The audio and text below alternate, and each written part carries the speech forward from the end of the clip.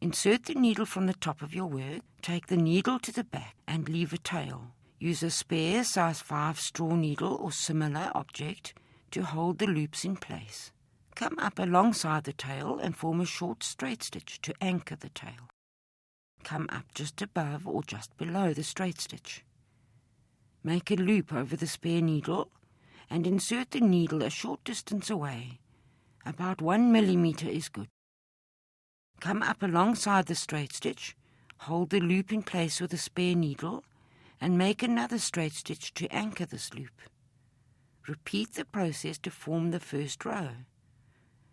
End off with a tail at the end of the row. Start the next row by inserting the needle to the back. Leave a tail as before and secure it with a straight stitch, as you did for the first row. Repeat the same stitches as before, ending off with a tail on the front of your work. Cut each loop and trim to the desired length.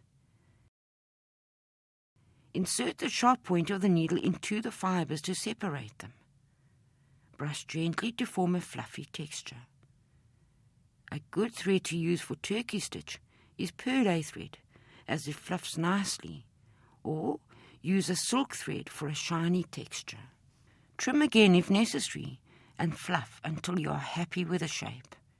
This shape would make a gorgeous fluffy flower. This is an adapted turkey stitch. I find this is an easier stitch to make, simply because it's easier to control the direction of the loops. Make a knot at the long end and come up from the back. Make a loop, working over a spare needle. Come up close to where the thread emerged and anchor it in place.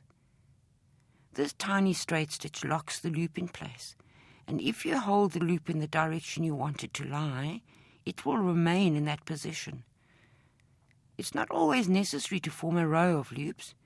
You could make another loop alongside, a short distance up or down from the previous loop.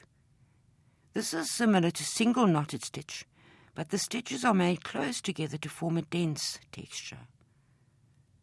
This stitch is useful for animal fur, where you wish to have a coat with a smooth texture, or use it for leaves that need to be flat yet fluffy.